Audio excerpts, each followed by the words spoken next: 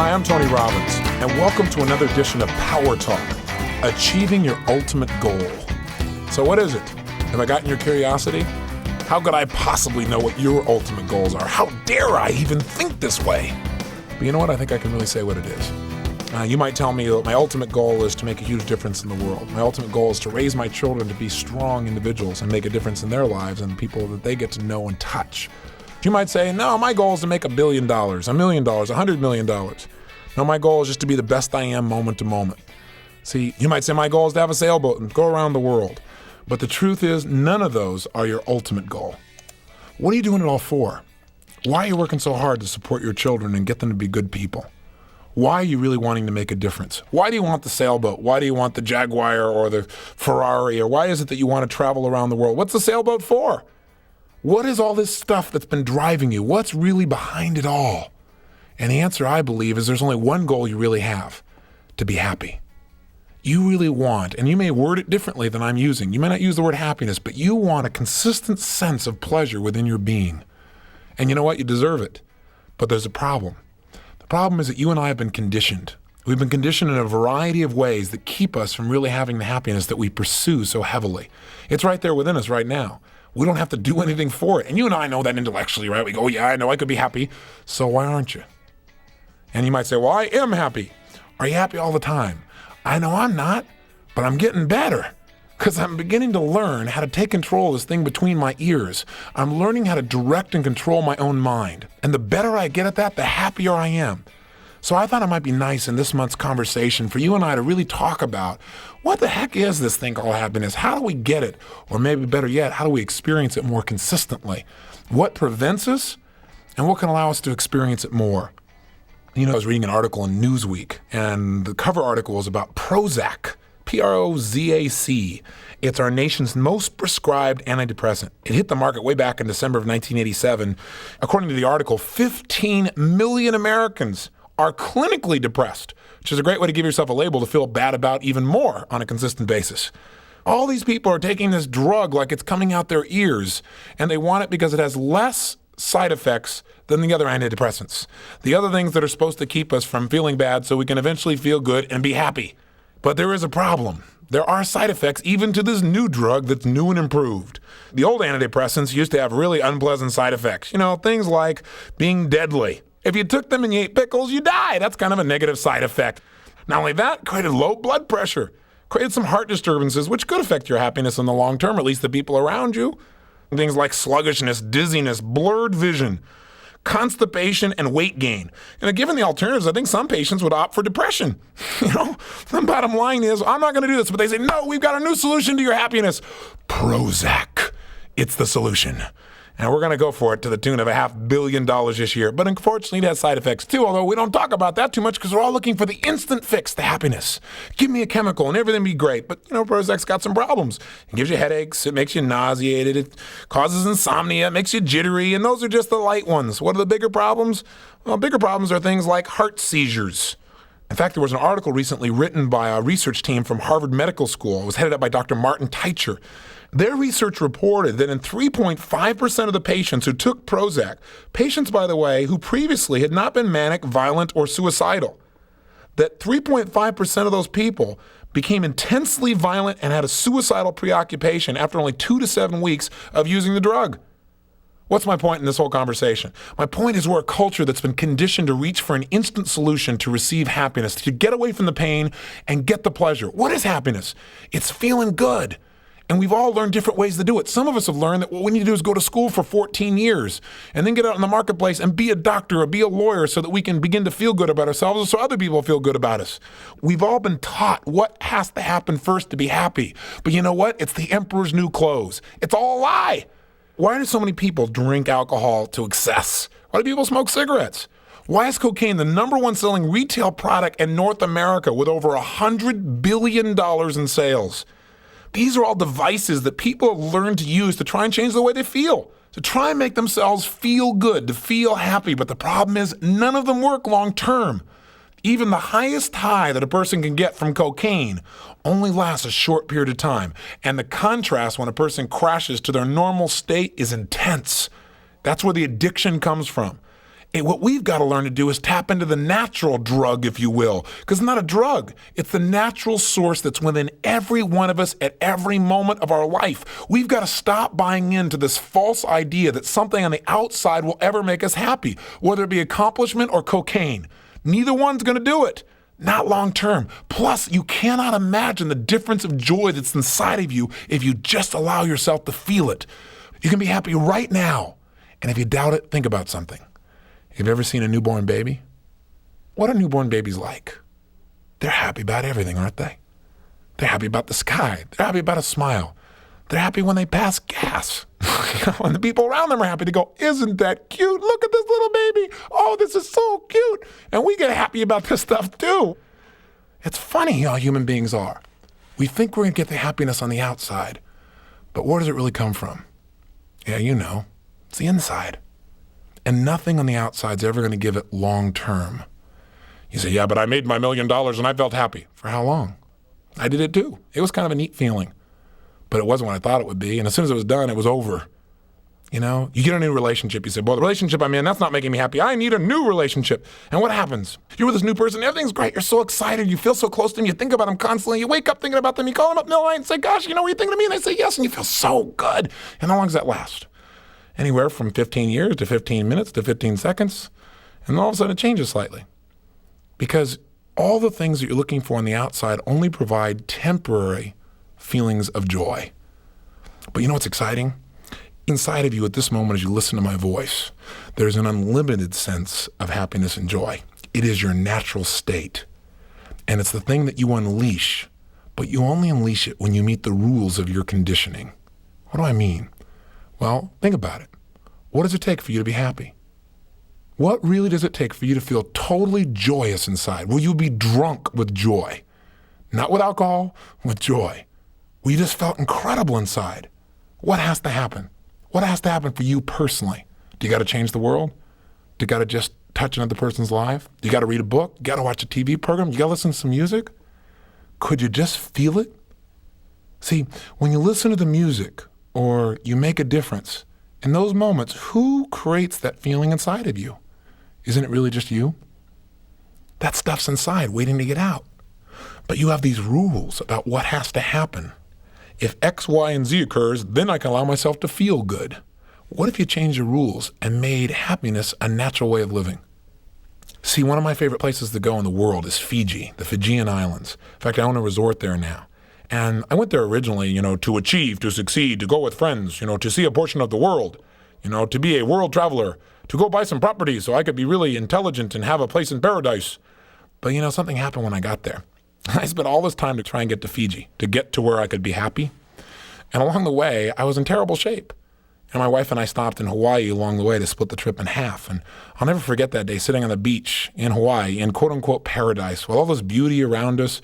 And we were freaking out because we had all these things we had to do. And here we are going to take off. And we really couldn't take off because if we did that, it would mean all these other things. And if we didn't do this, it would mean that. If we didn't this, it would mean that. It would mean pain, pain, pain, pain, pain, unhappiness, frustration, anger, maybe even some depression.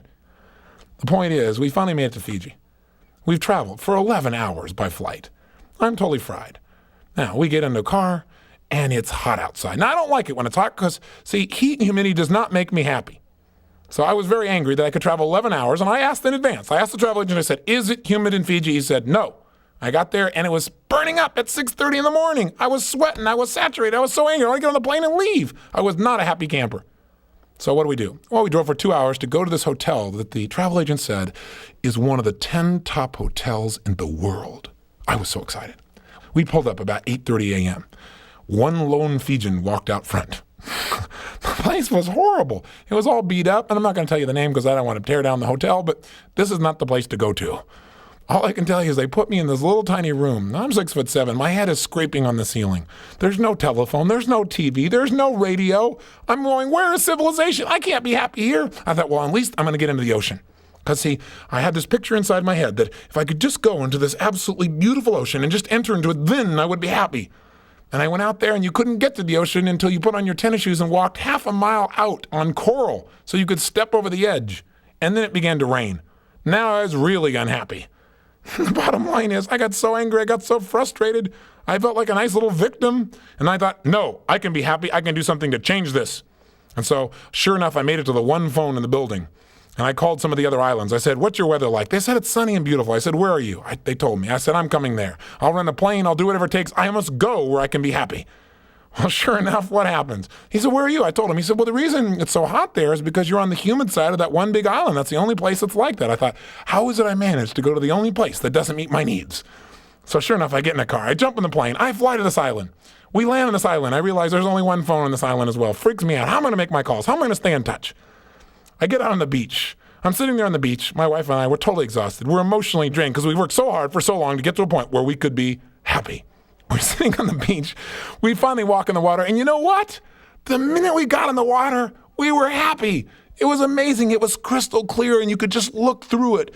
And I mean, the very beginning part was like champagne color. As it went out a little further, it was that, beautiful turquoise. And as it went out even further, it was azure blue.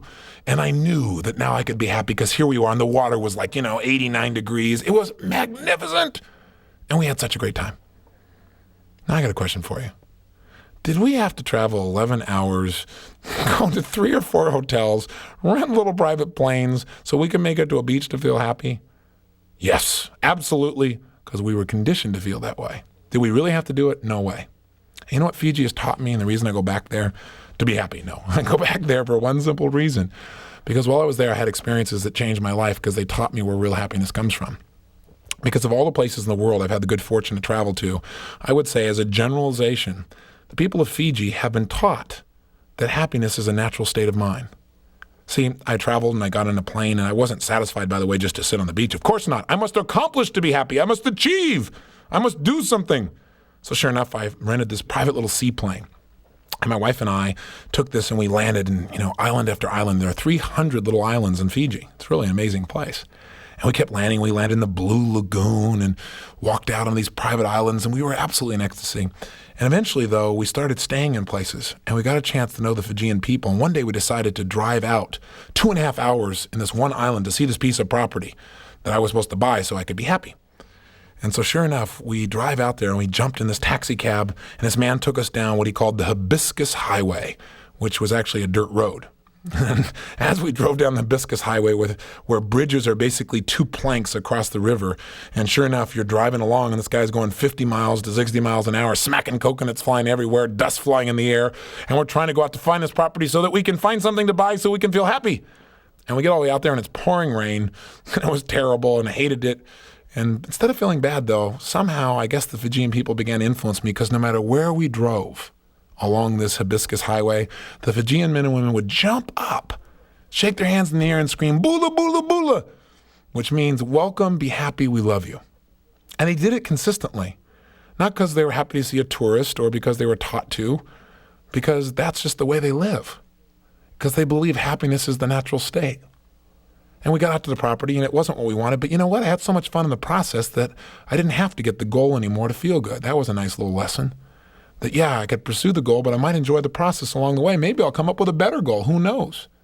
And along the way, we saw these wonderful children, and my wife said, "Hey, do you think we could stop and take a picture of these kids?" I said, "Yeah, but let's ask permission to be respectful."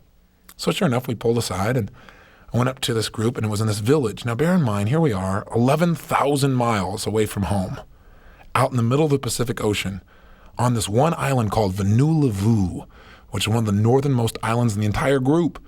And now we're 2.5 hours into the jungle, and we're on the edge of the water, and here's this little village on stilts.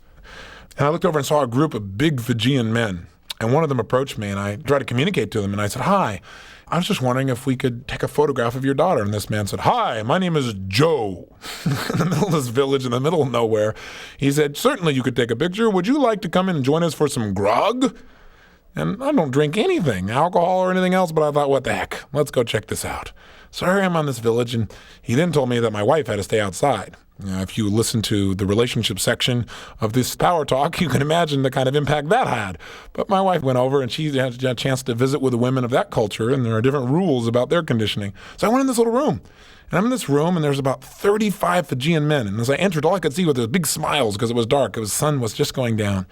And they were all around this big, giant wooden bowl full of this muddy, water-looking substance they called kava. And they all seemed so happy. They just smiled. They didn't know who I was from Adam, but they just were like so loving. It was unbelievable. And so I sat down and sat in a circle with them, and they started asking me questions and where I was from, what's going on, because they'd see like one visitor a year out in this village, literally. And so I sat down there, and they said, well, listen, this is our great ceremony, and we would like you to participate with us. And they said, here's how it works. What you do is you drink this stuff, and you clap your hand 3 times, and you say, bula, bula, bula. I said, hey, I'm up for it. Let's go for it. So I drank this stuff, and sure enough, clapped my hands, bula, bula, bula, and they all did the same. And it tasted like dirt. It tasted terrible. It was like drinking muddy water. I thought, how could they possibly drink this and make themselves feel happy? I guess they've been conditioned very much like people who learn to smoke cigarettes to feel happy, or drink alcohol, or go to a movie. Not that there's anything wrong with it, just that we've been conditioned. That's the way to do it. Bottom line for them, it's drink muddy water. And you know what? It really works. It works as well as what we've been conditioned by advertisers to believe, that we buy that car, we're going to feel good. It seems to work. And as I sat there talking with these guys, I turned to these men one by one, and I asked them, I said, you all seem so happy. How come you're happy? And they just smiled and said, because that's what life's about. I said, what do you mean that's what life's about? I said, what's the purpose of life? And they grinned at me and said, to be happy, of course. What else is there? And they just grinned and giggled like, gosh, they weren't like judging me, but gosh, don't you know? What are you, new? You know, and I thought to myself, could life really be that simple? And I felt so good. I felt so loved and appreciated. And they all said, let's have Tony have another one. And I thought, oh no, right? They said, here, Tony, and they give me another half of a coconut full of the stuff, because that's the glasses they use. They cut a coconut in half. They put this muddy water in it. And I said, well, they said, oh, go ahead. So sure enough, I drank it, clapped my hands, bula, bula, bula. My mouth tasted like heck. And I thought, oh gosh. And I smiled real big, and they all said, oh, this is great for Tony. Let's have Tony have another one. And after about 12 little coconuts full of kava, I was ready to leave. And I went outside, and I said, can you show me how you make this stuff? I want to try and distract them. But as I spent more and more time with them, I was unbelievably touched by their love, by their sensitivity, by their way of approaching life. And after we looked at how they grew kava and all the years they spent to get this incredible root that was supposed to make them happy, they decided to break a rule. By the way, breaking rules can sometimes be useful, especially when your rules are limiting you. Something to consider. The rule they broke is women aren't supposed to be allowed in this kava hall, but they allowed my wife to come in. And she wasn't insulted by being on the outside to start with. She knew she was more than some custom. And she wanted to be respectful of their customs as well. But she was really acknowledged, and we came in and we sat down on the floor together. They brought in a kerosene lamp, which they never used, but it was a special occasion. And pretty soon the room was filled with almost the entire village. And we all sat down, and they began to sing to us in these incredible voices that I'll never forget. And all I can remember is feeling more love and more happiness than I can remember experiencing in years and years and years. And what was interesting was, I wasn't doing a seminar. I wasn't doing a tape. I wasn't writing a book. I wasn't, going out and changing the entire world. I wasn't making bunches of money. I wasn't flying my helicopter. I wasn't receiving accolades. I was just being with other people and allowing my natural state to flow from me. The natural state that we pursue so much, called happiness. This natural feeling, this natural state of just feeling good because you're alive. And I remember these children looking me in the eyes with a level of depth and intensity that felt like they were looking right into my soul. And then them smiling, and how that lit up my entire being. And there came a point when it was time to go, because here we are in the middle of the jungle, and we knew that our friends back at the hotel would probably be worried about us. But they didn't want us to leave. They want us to stay. You know what was great? They didn't want anything from us. Just our happiness, just to be with us, just to share those special feelings that only human beings can share with each other. And so just before we left, they sang us a final song, which we've now grown to love, and we've heard it over and over again. It's a goodbye song that's traditional for the Fijian people. And as they sang the song about coming back and visiting with them again, I began to cry. I realized this was a part of myself that I'd not felt enough, even though I was out there making this difference, even though I could be proud about what I've accomplished in my life. All those things were not giving me the same level of happiness I was having just being there with these people. And it gave me a lesson in life that I've not forgotten, one that's enhanced my life at a whole new level. And as we left and waved goodbye, I thought, we've got to come back here sometime, just to thank these people for teaching us what being civilized really is. Maybe civilization doesn't make us very civilized. Maybe what it does is disassociate us. Maybe it conditions us to believe that something on the outside will give us the inner joy that already exists. And what I've learned to do is resist the conditioning, Doesn't mean that I can't enjoy it. Doesn't mean I can't see it. But I guess what I've learned, and I hope that you and I will remember, I know we already know it, but you and I will remember, is that oftentimes we mistake an occasion we utilize to allow ourselves to feel joy as being the source of our joy. I'll give you an example. I remember one time I was with my youngest son, Jarek, and we were in our car, and the car broke down. And it was a hot day. And we were out in the San Gabriel Valley, and it was smoggy, and it was tough. And we were waiting and waiting and waiting and waiting for a tow truck to come, and it didn't come. And so instead of being all angry and upset, I thought to myself, this is stupid. I'm with my son. I can have a wonderful time. And the experience transformed because I asked a better question. I said, what could I do right now that would create joy for Jarek and myself?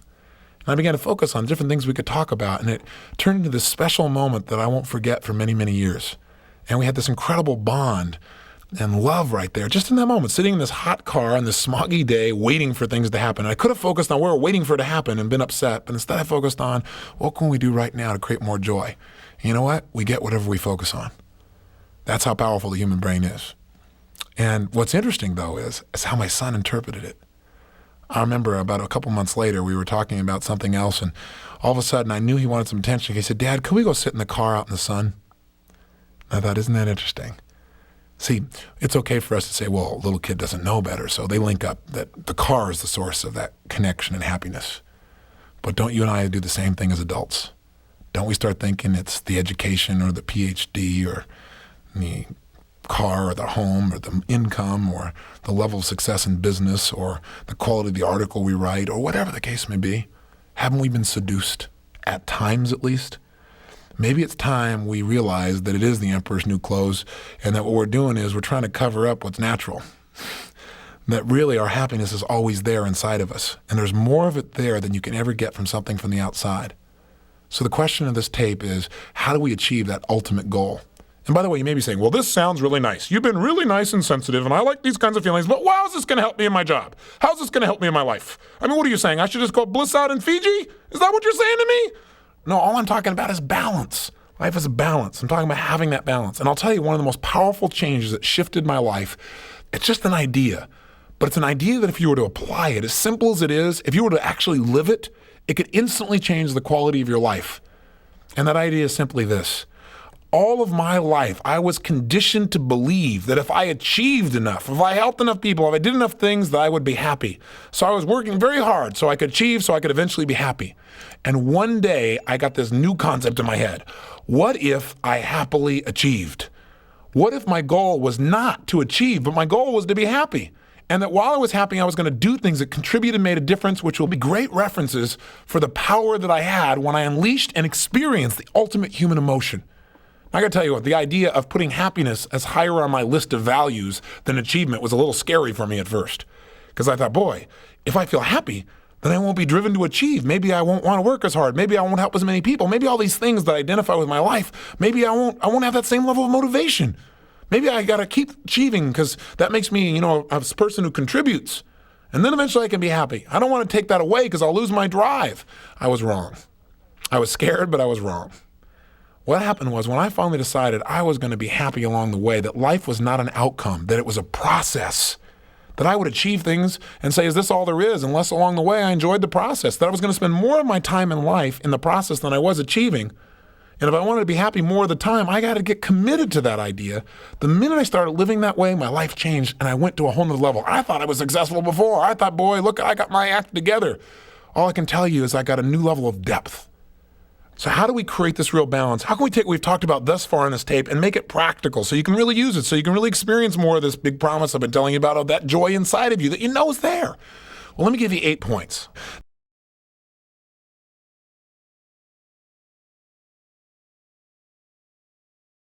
Number 1, we've already talked about. The first key to unleashing your happiness is to remember it's already there. To remember it's your natural state. Just think about it. Think about what's inside of you. I think that most people's unhappiness, that really the root of all human misery is the ignorance of our true nature and power. That it's all inside of us, it's not on the outside. See, most of us have been conditioned to believe that being happy is difficult instead of what's always there. See, I believe to be unhappy, you got to pervert your reality.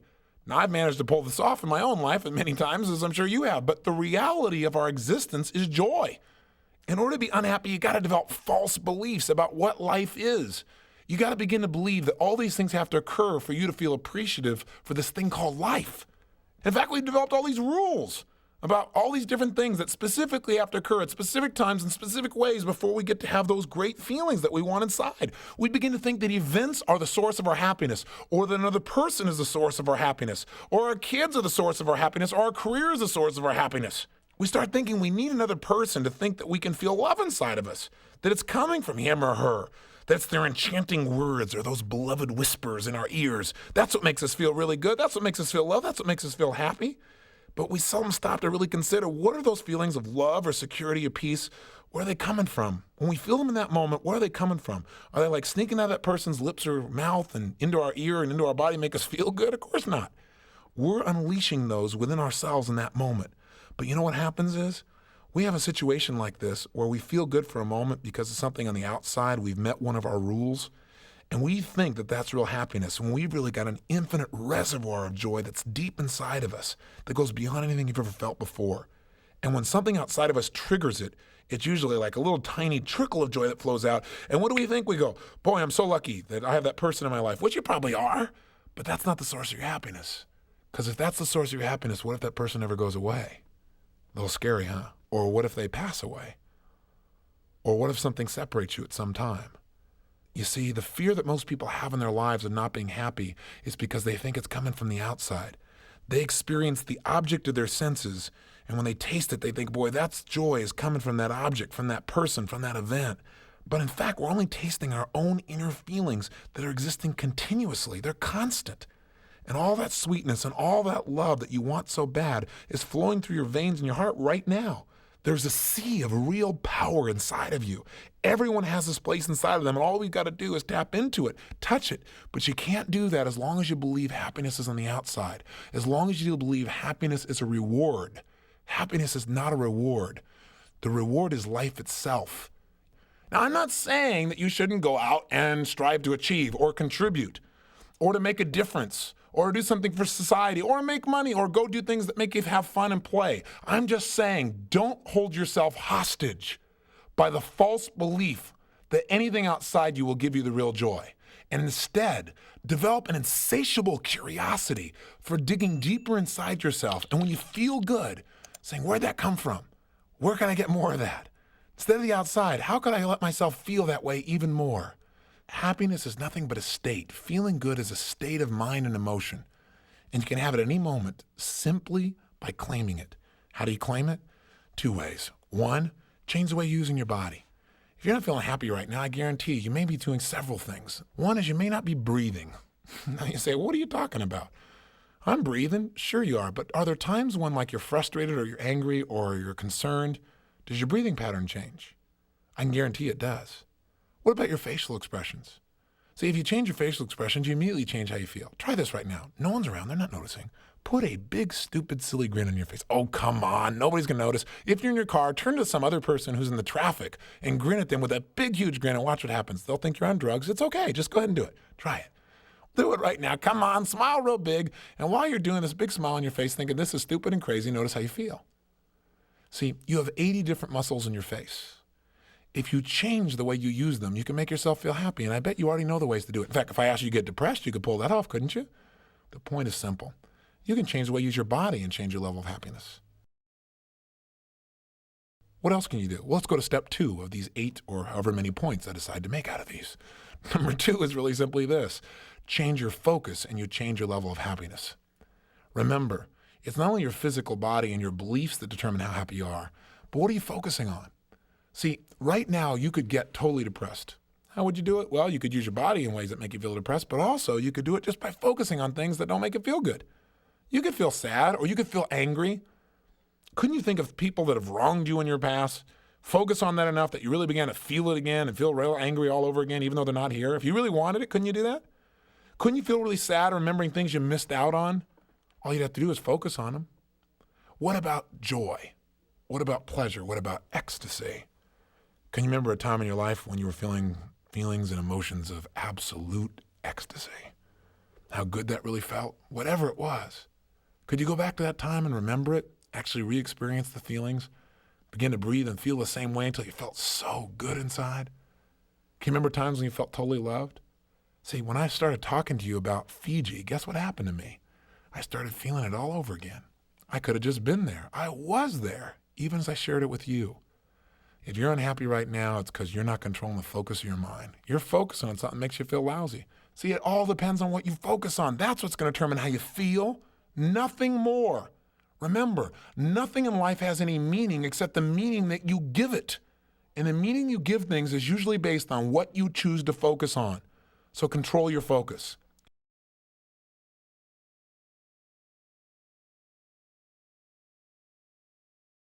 Here's step 3 to happiness. Ask happy questions. Ask empowering questions. Now, if you spend any time with me, you know I talk all the time about physiology, changing focus, and on asking better questions. And the reason I talk about those is they are the fundamental control tools to your brain, your mind, and your emotions, and therefore the quality of your life. Questions you need to ask yourself when things come up is not, what does this mean? By the way, that's the natural question that comes up. Your brain is always trying to avoid pain and gain pleasure. It's the way you're wired. It's a survival instinct. Whenever you're going to go do something, your brain says, what does this mean? And what should I do? Is it going to mean pain or is it going to mean pleasure? Is it going to lead me toward more things that I want, or is it going to take me down a road that I don't want to be in based on my past experience?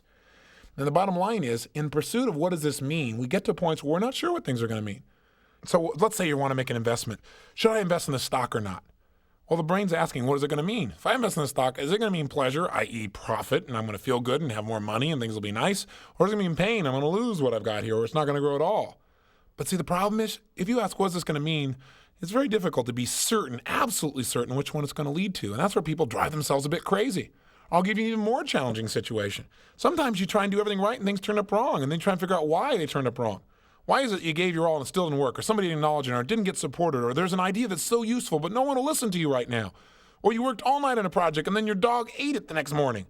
If you ask questions like, what does this mean? You might come up with answers like, well, it's another example of me sabotaging myself.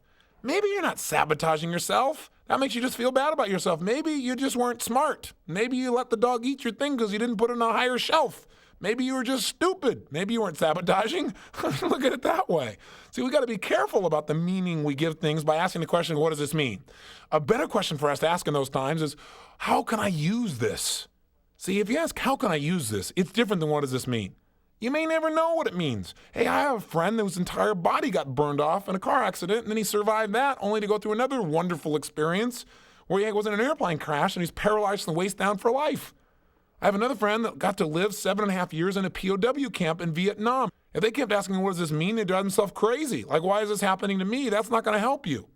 Better question, how can I use this? How is this important in my life? What can I learn from this? These are the kinds of questions that'll make you feel happier, that'll make you feel good in your life, because ask and you shall receive. If you want a better quality of life, if you want more happiness, ask questions that lead you to a place where you feel better about yourself and your environment. I guarantee if you do not feel happy on a regular basis, it's because you've got a set of habitual questions you ask yourself, like, why does this always happen to me? Or why can't I pull this off? And again, if you say, why can't I? Your brain says, ask and you shall receive. Here's why you can't, because you're stupid and you're an idiot and you don't follow through. Because you sabotage. It'll come up with a reason whether it's true or not. So you got to take control of the question asking process. So what am I really happy about in my life right now would be a good question. Now if your brain goes, nothing, the next question is, what could I be happy about if I wanted to be happy about something? What am I really enjoying in my life right now? What could I be excited about if I wanted to be excited? What's really wonderful in my life? What's great about this? What is working? See, these are questions that will really support you. And if you're in a lousy state, you don't ask questions like, how much longer will this last? Or can I survive this? Can I survive this? Makes you doubt whether you can even make it through where you are. Those are disempowering questions. Instead, if you want to break out of that state, you might want to ask a question like, well, will this even matter 10 years from now? Or maybe a question like, what's actually funny about this? And if you keep asking it, you may find there's a lot of things you can laugh at. In fact, most people say, someday I'm going to look back and laugh at this. Why not turn around and laugh at it now? Why wait? So you just ask a better question. You can get the answer now. It's not that difficult. So that's key number 3. Ask effective questions. Control the focus of your mind by asking questions.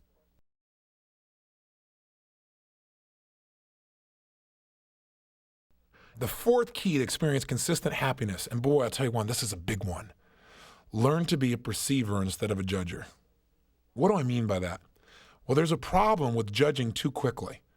And that is when you judge what things mean too quickly, oftentimes you feel pain about things you don't have to feel pain about. For example, have you ever gotten upset about what you thought somebody said, and later on you find out that's not what they said or it's not what they meant? And you're all uptight about it because you felt that they had judged you, you had decided that's what things had meant.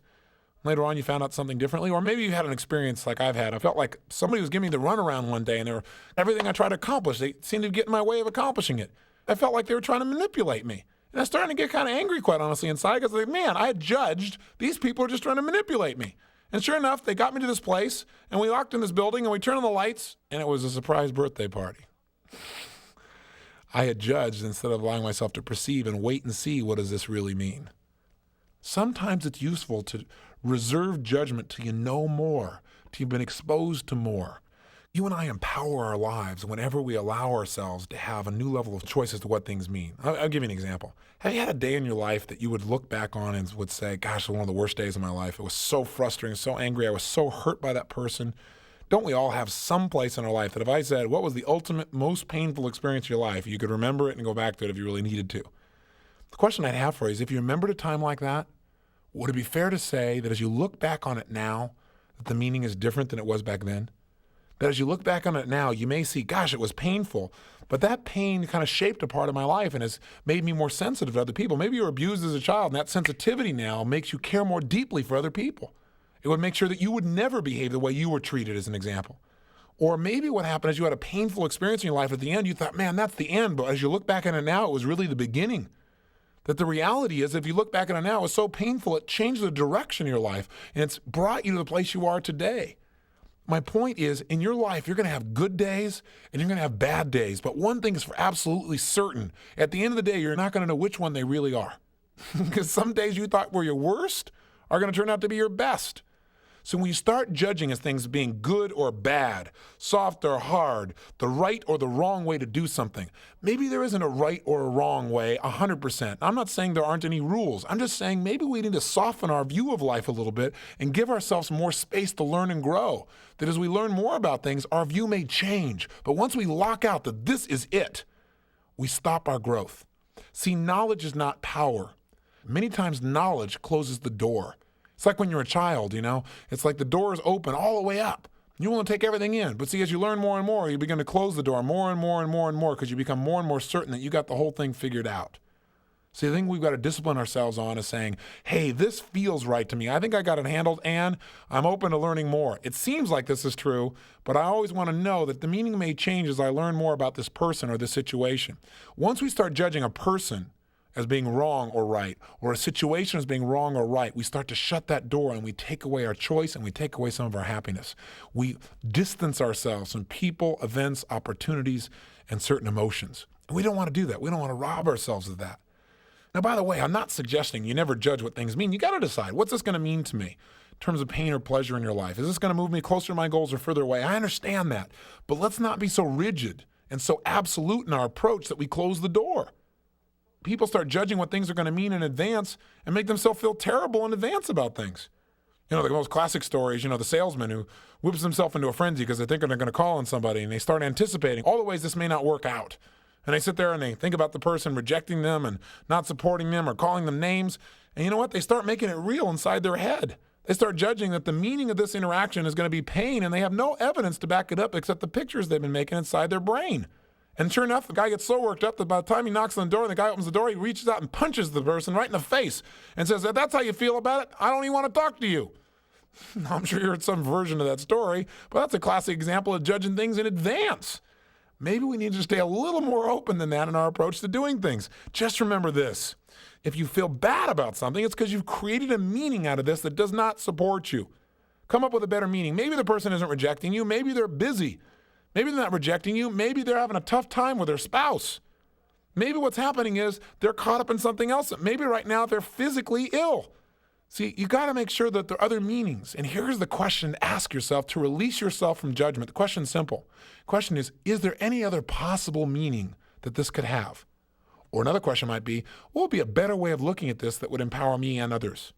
In the case of the salesman, Zig Ziglar tells a story that I remember where he talked about one salesman calls on a house, and then people treat him really terrible, but he expects them to treat him lousy, and so he doesn't even notice they're treating him well. He basically rejects himself. Another salesman's really expecting something good. He gets up, and the people just thrash him. They're terrible with him. And when he closes the door, he thinks to himself, well, these people have a problem. I better call on somebody else who doesn't have the same problem. The same approach is true here. Ask yourself, when somebody attacks you, instead of saying the meaning of this is they're being abusive to me and feeling bad about it, or how dare they treat me this way, a better question to ask yourself might be, I wonder what's going on with this person that makes them treat people this way. Would that make you feel different? You bet it would. The key here is to choose a meaning in the situation that makes you feel better, that makes you feel happier inside. Problems will come and problems will go. Problems will dissolve from your life. You don't want to dwell on them. You don't want to make things into more than they are. Allow yourself to move on and realize the more you judge in your life, the less happy you will be. The more you perceive, the more you'll be open to growing and learning and coming up with meanings that support you personally. See, the only way you eventually master meaning is by mastering your mind. By realizing you determine the meaning that comes out of something. Nothing in life has any meaning except the meaning you give it. See, something isn't good or bad until you decide that's what it is, till you give it that label, and then it becomes a reality for you. And just remember this, the people that you may have once thought were successful may not have been successful at all for only one reason. They didn't master meaning. The John Belushis of the world were incredibly successful in getting other people to laugh. Obviously, he wasn't very good at getting himself to laugh at critical times. He didn't master the meaning of things. He created all the success around him as being something to feel bad about. That took effort. You got to work at that thing. And I'm not being mean about someone who's no longer here because I was a great fan of his, but clearly he didn't master his mind, and that's why he's no longer here. Elvis Presley had a similar problem, and we can go on and on down the list. In fact, personally, I believe that if you have success on the exterior, but you're not happy on the interior, you're far from successful. We've got to create a meaning that gives us joy on the inside while we share that joy with others, where our life truly does make a difference, but we enjoy the process. Otherwise, we live the ultimate nightmare, not the ultimate dream.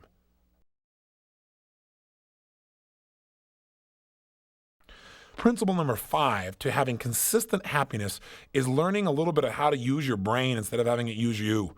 And the way to utilize it is using a simple principle of human perception, and that is the principle of contrast. Contrast is an invaluable way to change the way you feel about virtually anything. It's something that got used on you when you were a kid. So you may have been complaining about something. You had this perception that you turned into a judgment. You were judging. Boy, I need some new shoes. I'm upset. How come all the other kids have new shoes and I don't have new shoes? And you went to your parents and said, I want some new shoes. And your mother said, look, don't you complain about not having new shoes. Look at these people over here. They don't have any feet. And you went, you got a point. Okay. I can understand that. They use a little contrast on you and they just shut you down in your tracks. They totally change what things meant to you by giving you a new reference, a contrasting reference, if that makes sense to you. We need to learn to do this for ourselves. We do it to ourselves in negative ways also. I'll never forget one time being on an airplane and this woman was sitting next to me and I was typing away on my computer, cranking out these ideas, and she looked at me, she looked at me again, and she said, oh my gosh, you're Tony Robbins. I said, well, yes, I am, as a matter of fact, I think. And I kind of teased with her a little bit. She goes, oh my gosh. She goes, I'm so pleased to meet you. And she was just so wonderful to me. She made me feel great. And then I realized I'm feeling great. She isn't making me feel great. I'm using this as a chance to make myself feel great. I could have been feeling great before she said a word to me. I could have been feeling great because the sun was out. I could have been feeling great because I'm alive. But see, what I did is I used this situation to make myself feel great. The point is, she went on and on and told me about how her daughter really needs me. She said, my daughter needs you. She's beautiful. She's perfect. She's brilliant. She's a straight A student. She just graduated from college and she just started her own business. She went on and on and on. I said, then why does she need me? And she said, well, because she feels like a failure. I said, I don't understand. She said, well, it's her brothers. I said, oh, do they harass her? She said, no, they don't harass her. But she said, you know, they both are attorneys. They're top attorneys. They both own their own firms. They're partners in firms in Manhattan. And they both graduated summa cum laude. Now, top of their class. And so now they're super successes, by mom standards anyway, and by their own, I guess. I said, but I thought you said your daughter, she's a wonderful person. She's outstanding, and she's brilliant, and she's beautiful, and she's close, and she's emotional and supportive, and all those wonderful things. She goes, yeah, but compared to her brother, she feels like a failure. And I thought, isn't that interesting? Isn't it interesting how we can, with our little thing called our brain, undisciplined, unconditioned, without perfecting our mind, how we can actually destroy our own selves, how we can make ourselves feel bad when we should be feeling good. Now I can tell you that was her problem, but I got to tell you, I've been guilty of it too. And haven't you? Haven't you compared yourself to something or someone else and made yourself feel bad when you should have been feeling good? I remember when my first book came out, Unlimited Power. I was so excited and I had such high hopes for it. I wanted to do so many things. And I kind of forgot what my hopes were. My hopes were to have it be a bestseller so I could reach people. But as soon as I achieved that, I had bigger hopes. I wanted to sell 1 million copies and reach all these people in the world. And you know what? The first edition only reached 250,000 people. It was the #1 book of its type for Simon & Schuster at that time. It was number 5 in the United States, but I felt like a failure. How could that possibly be? Answer, I compared myself to some of my best friends. People like Ken Blanchard, who wrote The 1 Minute Manager, which sold almost 7 million copies worldwide. Or my friends Harvey and Marilyn Diamond, when we worked together on a book called Fit for Life, and I got a chance to input quite a bit into that book. #1 selling diet book in history. Almost 3 million copies. Or my friend Robert Allen, who's the real estate expert. He wrote the book Creating Wealth and Nothing Down. Both million sellers. I looked around at them and I said, my gosh, I'm a failure. Now my publisher, Simon & Schuster, is raving, saying, boy, we got this great bestseller. It's fantastic. And everybody's buying it all over the country. It's really super. And I felt like a failure. Now, what I didn't do is I didn't use contrast to my advantage. And that's what you want to do. You want to figure a way to contrast things so you feel good. You want to learn to be able to feel good about the fact that your shoes may be not looking so good by looking at somebody who doesn't have any feet, in essence. And that's what I did too. See, we use it against it. We use it as a weapon instead of a tool. So I finally started using it as a tool and I went, wait a second. I'm 26 years old. I've got a national best-selling book that's in 11 languages. I've done better than anybody thought I could do with this thing. It's number 5 in the United States. And also, I'm not 50 years old, which my buddy Ken Blanchard is, or 40, as my other buddies are. I'm nowhere near that. By the time I'm there, I should be able to reach even more people. I'm just getting started, and look at all the people that have been impacted. Then I began to say, is it how many people you reach or the depth at which you reach them? I asked better questions. I began to change the meaning. And I began to use contrast as a way to make myself feel even better. And what happened is it allowed me to enjoy myself and feel more happy right now and get the juice that's right there that I deserve to have. See, use contrast to your advantage instead of your disadvantage, and wherever you used it as a weapon. You might want to think, well, when this tape is done, where are some places where you've compared yourself to other people, other situations? And I'll tell you another thing that'll help you in dealing with some of those situations. Remember, it's not where you start out, but where you end up that matters. And the way you're pursuing achieving in your life, you may find is not the way you're really going to achieve. Maybe all the experiences you're having right now are setting you up for something even greater. I have a friend who years ago told me, so Tony, remember, your gifts will make room for you. I found a way to reach even more people through television. In the last year, I've reached over 50 million people through television alone.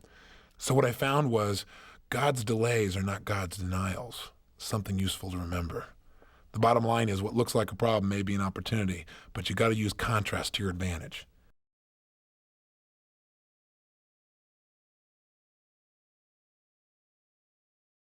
Here's number 6. Number 6 key to achieving your ultimate goal on a regular basis, that is happiness, is very simple. Soften your rules. What do I mean by that? Well, you and I have talked about it, and I've alluded to it at least throughout this tape. We have developed a set of rules about what has to happen before we can feel good and have this experience called happiness. And unfortunately for many of us, we have very intense rules. That is, we have 80 things that have to occur before we can finally be happy. For example, today's woman, quote unquote. What does she have to do to be happy? Well, she has to be Superwoman. She has to take unbelievable care of her husband. She's got to take unbelievable care of herself. She's got to take unbelievable care of her kids. She's got to be a great businesswoman and career-oriented person. She's got to make sure she comes home and that everybody's fed and everybody's nurtured and everybody's supported. And then she's got to be a great lover for her husband, and she's probably exhausted. See, the bottom line is today's woman's been conditioned. You got to be perfect. You got to be all these things in order to feel fulfilled. With that many rules, with that many things having to be perfect for a person to feel fulfilled, they set themselves up for tremendous pain. Because it's going to be so hard to be perfect in all those areas all simultaneously. I don't know how today's woman can do it, much less today's man. He's got all his rules too that have been conditioned into him. And I know they vary from person to person, but my point is most of us got rules that make it difficult to feel good. Ask the average guy what he's got to do. He's got to be financially successful or successful in his career in order to feel happy. He's got to make it to a certain level. And you can't imagine what some people have done in terms of expanding their rules as they've done better. I was talking to a gentleman who's a big oil man. For him to feel successful, he has to have net available to invest in liquid assets for him on a consistent basis, $20 million. Now, think about that. That might create a little stress in your life. You know, that might be a little difficult for you to meet, especially if the most you've ever had liquid was 10 million. It'd be even worse, I guess, if you only had 10,000. But the point is, most of us have set ourselves up for failure, and some of us have rules that are impossible to meet. Classic example, a woman in a seminar one time in our Date with Destiny, And she had these problems in relationships, couldn't figure out why her relationships never lasted, why she never felt fulfilled. Well, she had totally conflicting rules. Her rules were that if you're attracted to her and you're a man, the way you express your attraction is you're the aggressive one. You come up and communicate your attraction and you chase her. She acts like she's not interested and you chase her. But she has this other rule that says that if you chase her too long, then she loses respect and you're no longer attractive to her. And so she never felt happy or fulfilled in a relationship. Are you following me a little bit on this? I know it may sound weird, but we humans are weird. We got all these weird ideas of what has to occur before we can feel something. We've talked about this 20 times in this tape, but I've got to remind you again. When I talk to people that truly are happy, one of the major reasons is they got rules like, in order to be happy, I have to wake up. Or people say things like, every day above ground is a great day. How do I know if I'm happy or not? How do I know if I'm successful? If I wake up and look that I'm above ground, then I'm successful. The people that are unhappy say, I have to be at 8% body fat. I have to have my children's respect all the time and never have them talk back to me and never get frustrated with them. I have to absolutely know that I'm loved by all people all the time. I have to know that there will never be a nuclear war. I have to know for the rest of my life that whatever goals I set out, I really will achieve. I'll give you a classic example of rules. I was reading a book by Gregory Bateson called An Ecology of Mind. If you ever try to read Gregory Bateson, you know it's pretty heavy-duty stuff to try and be able to interpret what he means. But I came across a story that I thought was actually so simple and so profound. It was a conversation that basically he just typed out word for word as part of the transcript and never explained it in any real detail. It was a story about muddled things and perfect things. And what it was is a conversation between himself and his daughter, where his daughter turned to him one day and said, Daddy, how come things get muddled so easily and they don't just stay perfect automatically? And Gregory Bateson, being a very intelligent man, said, well, what do you mean? And she said, well, Daddy, she goes, things just don't stay perfect. They're only perfect for a minute or two, and then they're not perfect anymore. They get muddled. They get muddled so easily. And he said, I don't think I understand exactly. What do you mean by perfect, and what do you mean by muddled? She goes, perfect, like, when everything is exactly where it's supposed to be. He said, well, how do you know when everything's supposed to be? She said, well, like on my desk. And he says, well, what do you mean specifically? And she said, well, and when the papers are here. And he said, what else? He said, well, when the flowers are here. And he said, what else? He said, well, when the phone is here. And what else? When the books are here. When this and this and this and this and this and this and this and this and this is all that, then it's perfect. He said, when is it muddled? She said, well, when any of that's not like that. He said, you mean if I just move the papers over here, it's no longer perfect? She goes, yeah, it's not perfect anymore. It's got to be here to be perfect. He goes, what if I move the flowers? Oh, yeah, that would make... He said, you know what? The reason things are more muddled than perfect is not because things are more muddled, but because you got more ways for things to be muddled and less ways for things to be perfect. See, what a lot of us have done is we've set it up where 50 things all have to be happening simultaneously for us to feel good and be happy. But if just one's out of alignment, boy, do we get upset. In fact, have you ever noticed how things can be really great in your life? And then just one thing can be out of alignment. And all of a sudden your whole focus goes there and your mind goes crazy. You start getting all upset and everything else when everything else in your life could be in great shape. We need to remind ourselves that if we got one thing going on well, things are going well. And the reality is if you look at your life, how many things really are going well in your life if you were being honest with yourself? If you weren't judging by these unbelievable standards where everything has to be perfect simultaneously, where you were the ultimate man, the ultimate woman, the ultimate performer, the ultimate career person, how many things are really going well if you focused on them? But see, what we've got to do is we've got to make it so we have more ways to feel happy and less ways to feel unhappy.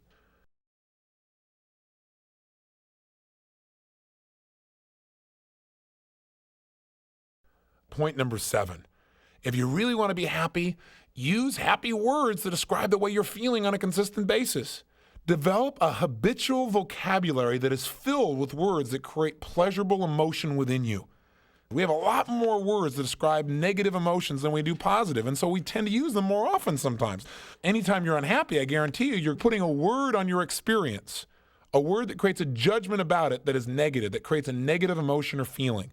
So let me just offer you some words that are enjoyment or pleasure-oriented, happiness-oriented. Here they are: enjoyment, euphoria, a sense of well-being, a sense of contentment, ease, comfort, coziness, gratification, satisfaction, luxury, to relish something, to feel a zest for something, sweetness, entertainment, happiness, gladness, delight, delection, joy, joyfulness, cheer, cheerfulness, exultation, exuberance, glee, sunshine, overjoyed, intoxicated, rapture, jubilation, celebration, gladdened, feasted, heartwarmed, fascinated, captivated, enthralled, enchanted, tickled, thrilled, beaming, basking in, starry-eyed, glowing, radiant. Those are just a few. What if when somebody said, how's it going? You said things different than, okay, doing all right, surviving, hanging tough. If you were to use those kinds of phrases to describe how you're feeling, what you do is you immediately denigrate your experience. You lower the level of enjoyment you have by the words that you're using. Amplify your emotion by using new labels. If you're going to judge instead of perceive, why not judge by putting labels on your experience that make you feel great instead of words that make you feel lousy? It's a very simple thing, and it may sound so simple you may not do it. So think about it. If when you felt pretty good, you said, I'm feeling excellent, I'm feeling outrageous, I'm feeling fabulous. If you kept saying that on a regular basis, would you not begin to feel that way rather than if you said, I'm doing okay, fair to middling? See, think about it. When you begin to use those phrases, you have to change your emotional state. And you may be feeling great, but you say, I'm feeling okay out of habit. And pretty soon you don't feel as good as you could have. Pay attention to the vocabulary you use consistently. You want to be happier? Build up a vocabulary. Write down some words that you're going to use. Maybe some of the ones I just dropped on you to make yourself feel great. Or if you really want to feel like heck, here, I can offer you some words to use on a regular basis. Talk about how unpleasing things are to you, or displeasing, or disagreeable, or undesirable, or unappealing, or unattractive, or unengaging, or uninviting, or distasteful, or unsavory, or unpalatable, or ugly, or offensive, or objectionable, or repugnant, or contrary to your feelings, or repulsive, or vile, or nasty, or noxious, or rotten, or putrid. How's your life? How you doing today? Putrid. Think of how you'd feel if you did that. Horrible, horrid, atrocious, atrocity, hideous, terrible, awful, dire, hostile, antagonistic, averse, unfriendly, uncared for, unvalued, unprized, despised, lowly, unpopular, out of favor, misunderstood, misprized, unbeloved, uncherished, loveless, forsaken, rejected, jilted, thrown over, spurned. If you really want to feel bad, just pick from that list and use those kinds of words to describe your life, your relationships, your business on a regular basis. I guarantee no problem you'll be depressed in a short period of time.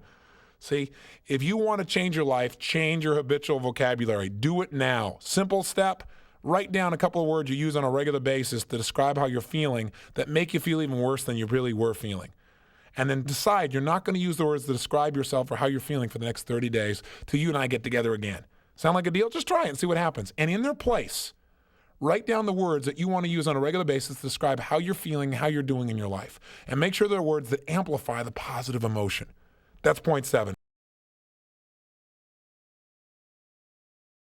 Here's our final point. We'll wrap up. Point number 8 on how to achieve your ultimate goal, happiness on a consistent basis. It's very simple. Hold yourself to a new standard. You go, wait a second, I thought you said make my rules easier. You're right, I did, except there's got to be a new standard in your life, and your new standard is simply this. You adopt a belief that not to be happy is to be a failure.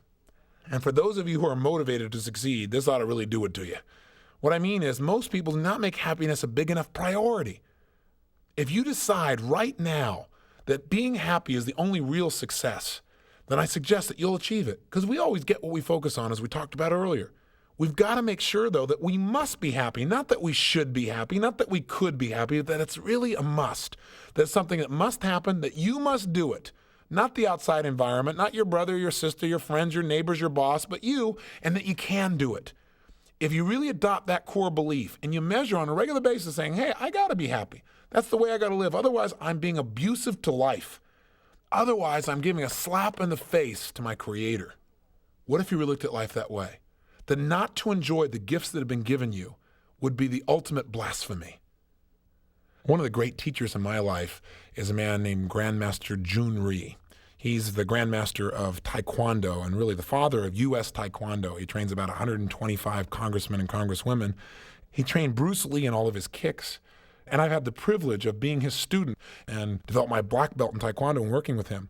And the reason I really worked with him, the reason I selected to work with him and was able to take on the challenge and the opportunity is not because of his martial arts skills, but because his skills in life. Because here is a man who is as happy as anybody I know. In fact, the reason he's happy is he holds himself to that standard, because he tells me constantly, the purpose of life is to be happy. Nothing else is more important. And everyone he talks to, and he says it with such glee and so much joy, and everyone around him feels so good. See, that's real success.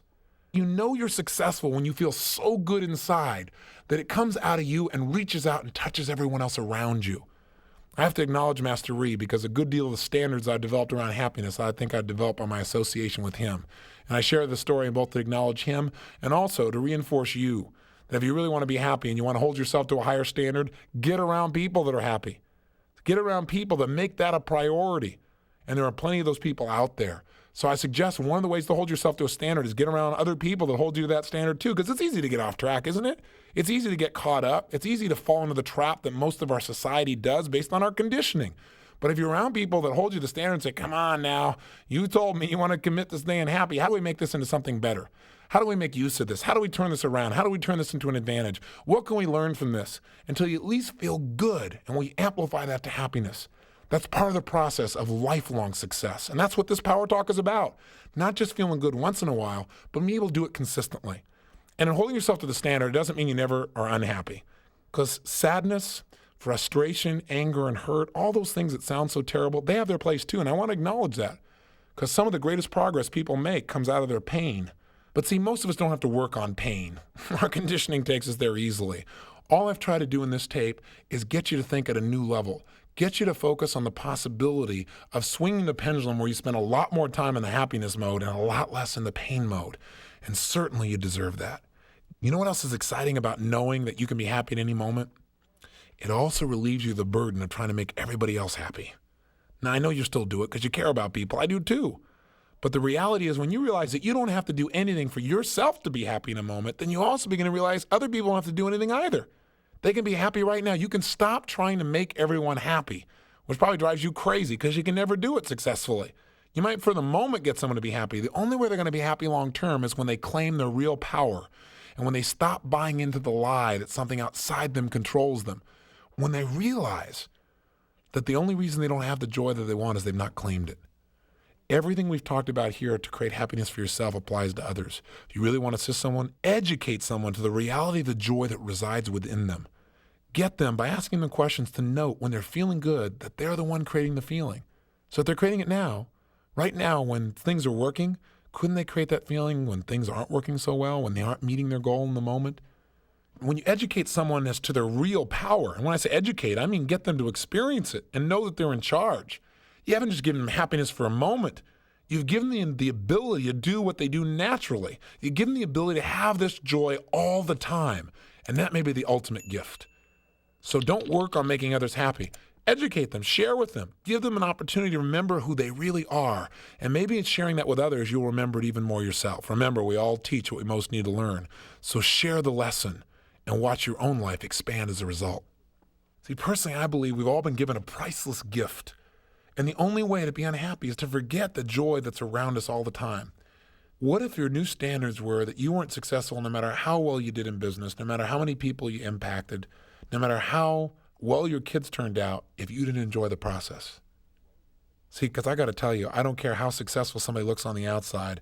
If they're not feeling good on the inside, they're not successful. Because they really aren't giving their all. Because you can't give what you don't have working inside you. If you haven't activated those feelings, how are you going to give them to somebody else? And I'm not saying in this tape program, by the way, that the whole purpose is just to go out and bliss out and be by yourself and feel good, because you and I live in a Western culture. And as I've said many times, if you just sit in the Western culture and just bliss out and feel good, somebody will come and take your furniture. So you got to do more than that. And you do have to be active. But I'll tell you, my idea of success has changed throughout the years. Growing up poor, I thought it was money.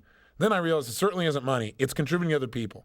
Then I contribute to other people, and I thought, gosh, that's not it either. I still don't feel fulfilled. I feel good about myself. I'm proud, but that doesn't make me feel totally fulfilled, because here I'm achieving, helping others, but I'm not feeling as happy as I could. I'm burning myself out. And what I've looked for in life is the balance. And I now have a new definition of success, and it's how I measure myself, and it's how I encourage others who ask me how to measure their own success.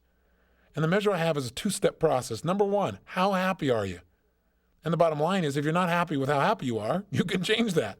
You can do it in a moment. You can change the way you're breathing. You ask yourself a great question. You can focus on what's great in your life. You can use some contrast. There's so many tools you've got in this set of tapes. One of them alone could work.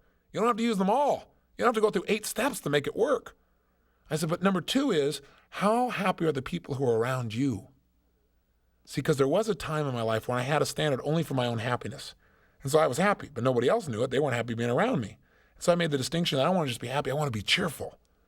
What cheerfulness really means to me is that you're so happy on the inside that you also express it on the outside so it affects the people around you. And so I guess my new definition of success is real simple. It's, am I living a life where I'm experiencing more and more pleasure and less pain?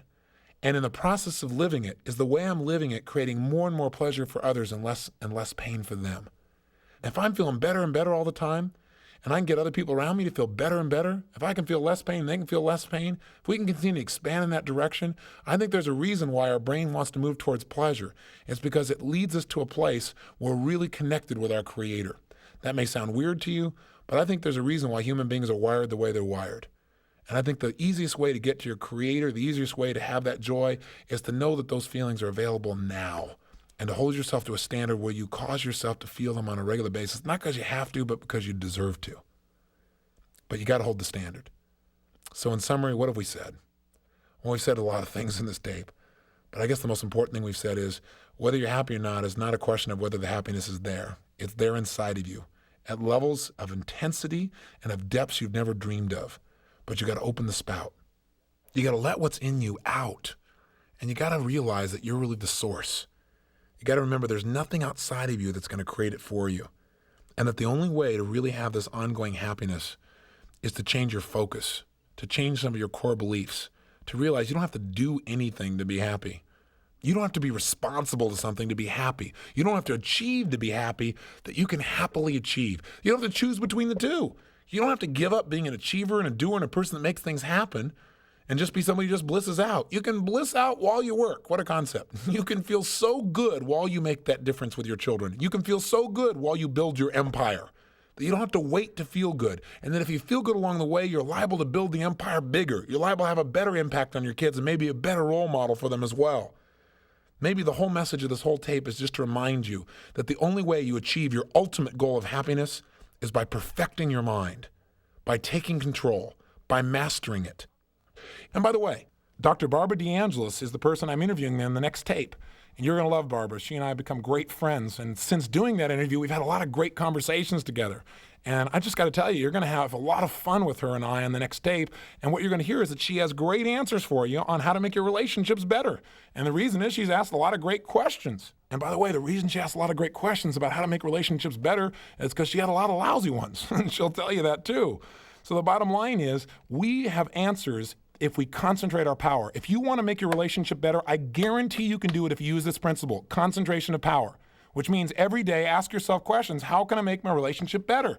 How can I learn from this? How can I utilize this? If you do that every day, your relationships will be great, but you got to ask questions consistently in that area and focus in that area, really by establishing habits, the habit of happiness, because that's all it is. If a person's feeling depressed, it's a habit of focus. It's a habit of questions they ask themselves. It's a habit of comparing themselves to others in a way that disempowers them. It's a habit of looking to the outside for the joy and buying into the big lie. Stay out of the habit. Establish the new ones. And we're going to do it now with an assignment.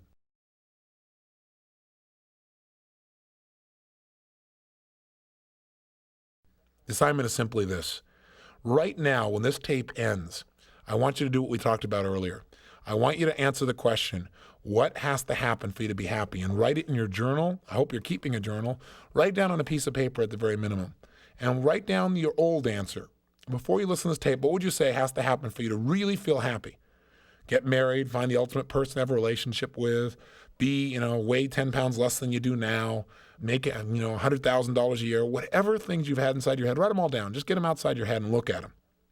And as you look at them, I want you to do step 2. Next to each one of those points, I want you to write why they are false. Why these things truly will not create long-term happiness. Does that mean you shouldn't go for the goals? Again, no, you should go for them. But what you should do is to know that all you're doing is using these as ways to give yourself permission to feel good. And then instead of waiting, you can give yourself an extra boost because just that day you want to celebrate some more. But along the way, you're going to feel better. So step 1 is write down all the things you think you're going to need to be happy, or at least you used to think. Step 2, write down why that's not true. Step 3, I want you to write a paragraph to yourself in your journal about why you were committed to being happy every single day of your life and all the things you could be happy for if you really wanted to be. And when I say a paragraph, hopefully that paragraph will turn into several pages. What are all the things in your life that already work, that are already great, that you could already be grateful for, that could already make you feel incredibly happy from the fact that you're alive. I mean, think of people that are in hospitals and are thrilled because they're alive. They're thrilled. They're not in the same physical vitality health you are, and they feel joyous because they're alive, because they've made it through, because they've turned things around. I have a friend who took his wife just recently to Dr. Cooper's aerobics clinic to check out her physical health down in Texas. And in the process, they decided to take a chest x-ray of him, and they found out there was a tumor in there. And you know what? His whole world seemed to disappear in that moment. Nothing else that he thought was going to make him happy could make him happy at that point. You know what made him happy? He found out it was benign. He found out that he's got another lease on life. And you know something? All those things out there that were supposed to make him happy didn't make him anywhere near as happy as knowing he still gets to live. Sometimes we have to lose something to remember how valuable it is. Don't let this be you. You don't need something to shake yourself up. Start now by appreciating what you have. Write at least a paragraph or a couple pages of all the reasons you're happy now. And here's the fourth point for the next 30 days till we get a chance to visit again. I'd like you to come up with 2 questions you ask yourself every morning that'll make you happy. Something as simple as, gosh, what am I really happy about in my life today? Or something like, what could I be happy about if I wanted to be happy now? Or maybe something more complex like, what's really important in my life that I'm already achieving? Instead of, gosh, how come I'm not accomplishing what I want in my life? I'd like you to come up with a couple questions like that you ask yourself each day for 30 days, kind of as a mental diet, if you would. And while you're doing that, I want to make sure that when people ask you how you're doing, you come up with your own phrase. Like, how you doing? Excellent. Outstanding. How am I doing? Better than you could possibly imagine. See, that'd be fun to freak people out, right? They're so used to people saying, oh, pretty good. Okay, how are you doing? Pretty good. Develop that habit. Make sure each day you ask the questions and you start responding with a new level of passion to how you're really doing in your life. And you know what? You may just buy what you're saying. Out of the habit of talking this way, you may really begin to feel this way. And God forbid, if you were to start developing this kind of habit where you feel good on a consistent basis, because if you really start feeling good, you know what happens? This stuff is catchy. It's like a disease. It spreads to all the people within your sphere of influence. And all of a sudden, they're starting to feel good. And pretty soon, you become rather successful because you're experiencing tons of pleasure and very little pain. And the people around you are impacted by the way you live, and they start feeling better too. What a terrible world if we all did this on a consistent basis. Of course, we all know that's impossible. We know it couldn't feel good on a consistent basis, but what if we were wrong? Have you ever been wrong about what you're really capable of? And then you were pretty pleased to find out you were better than you thought you were? I think you and I every day begin to find out we're much more than we thought we were. We're much more than our physical body. We're much more than we ever dreamed was possible. Maybe just this physical body and this thing you call yourself is just a vehicle, and there's a flame burning inside, that spirit of who you really are, which is greater than anything you've dreamed of. But I think the only time you really get in touch with that part of you is when you're feeling happy, when you're feeling that base level of joy, and you can have it right now. So claim your real power and achieve your ultimate goal today, and then do it again tomorrow and the next day and the next day. Don't make it something you reach for. Make it something you experience. Make it the way you live. So my challenge to you until we meet again is to remember, the world is as you see it. It's your mind, not the world, that's the source of all your experience. If you don't like what you're experiencing, change what you're doing inside your head. Take control. And until I visit with you again, remember, live with passion.